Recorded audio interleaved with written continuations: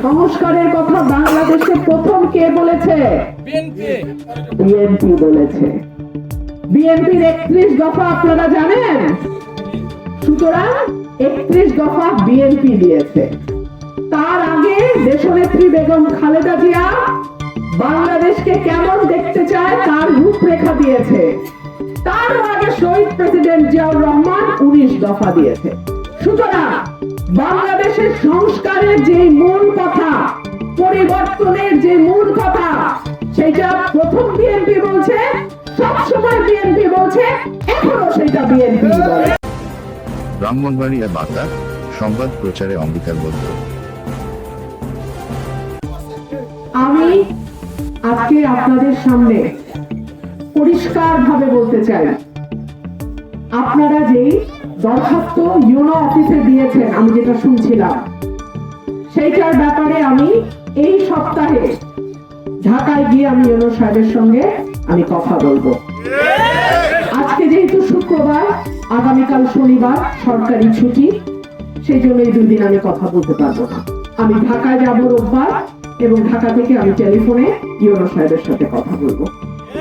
যেই কাজগুলো নির্বাচনের আগে সম্ভব, আমি চেষ্টা করব নির্বাচনের আগে সেই কাজগুলো আপনাদের করে দিতে।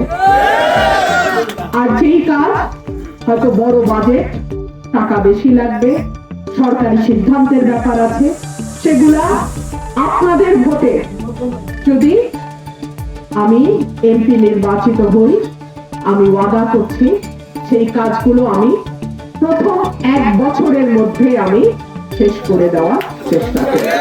যেই প্রার্থী অনেক লম্বা কথা বলে, সেই প্রার্থী সাধারণত ছোট কাজ করে।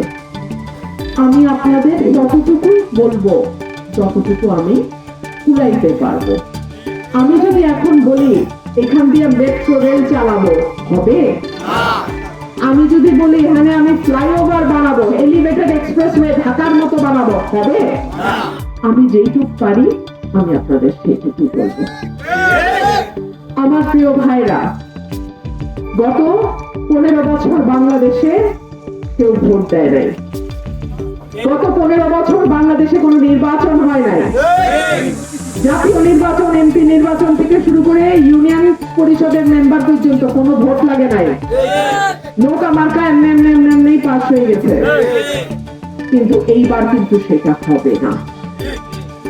আপনাদের প্রত্যেকটা মানুষ তার যার যার এলাকায় কিন্তু বিএনপির প্রতিনিধি।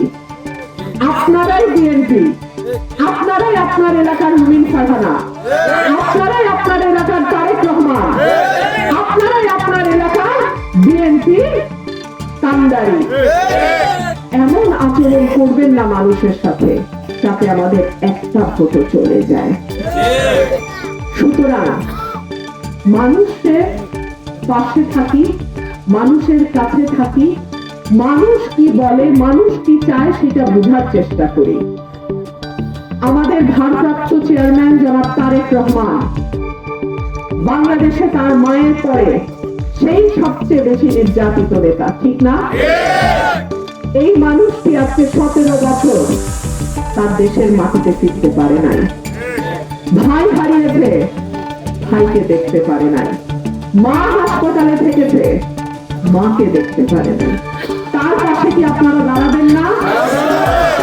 তার দিকে তাকায় কি আপনারা ভোটটা দিবেন না? ইনশাআল্লাহ 17 বছর জেল খাচ্ছি আমরা, 17 বছর খালে দিলে লুকায় থেকে দলটাকে বাঁচায় রাখছি আমরা, 17 বছর হাসিনার চোখে চোখ রেখে সংসদে কথা বলছি আমরা, 17 বছর টকশোতে আওয়ামী লীগের বাধা বাধা নেতাদের সরায় দিচ্ছি আমরা। আর আজকে তোমরা 15 বছর 20 বছরের পোলাপানি আয়া কও আমরা সব করে লাইছি। যাও, ভালো কথা, বাসের উপরে যাইও না। যাও, ভালো কথা, মুরব্বীদের ডিঙ্গাইও না। তোমরা যে রাস্তাটা হাঁটতেছো ওই রাস্তা আমরা বানায়া দিচ্ছি। সংস্কারের কথা বাংলাদেশে প্রথম কে বলেছে? বিএনপি বলেছে। বিএনপির 31 দফা আপনারা জানেন, সুতরাং 31 দফা বিএনপি দিয়েছে। তার আগে দেশনেত্রী বেগম খালেদা জিয়া বাংলাদেশকে কেমন দেখতে চায় তার রূপরেখা দিয়েছে। তার আগে শহীদ প্রেসিডেন্ট জিয়াউর রহমান 19 দফা দিয়েছে। সুতরাং বাংলাদেশের সংস্কারের যে মূল কথা, পরিবর্তনের যে মূল কথা, সেটা প্রথম বিএনপি বলছে, সবসময় বিএনপি বলছে, এখনো সেটা বিএনপি বলে। নির্বাচন হবে, নির্বাচন ফেব্রুয়ারিতেই হইতে হবে। একদিনও নির্বাচন পেছানো আমরা মেনে নেব না। জুন মাসে নির্বাচন করবে, এপ্রিল মাসে নির্বাচন করবে, আরে নভেম্বর এসে পড়ছে, এখনো তো আমি ঘামতেছি, আপনারা ঘামতেছেন। গরমের মধ্যে, বৃষ্টির মধ্যে, বাদলার মধ্যে, ঝড়ের মধ্যে আমরা কেমনে প্রচারণা চালাবো? সুতরাং ফেব্রুয়ারির একদিন পরেও আমরা নির্বাচন হইতে দেব না। নির্বাচন হবে ফেব্রুয়ারির মধ্যেই হবে ইনশাআল্লাহ। ব্রাহ্মণবাড়িয়া বার্তা সংবাদ প্রচারে অঙ্গীকারবদ্ধ।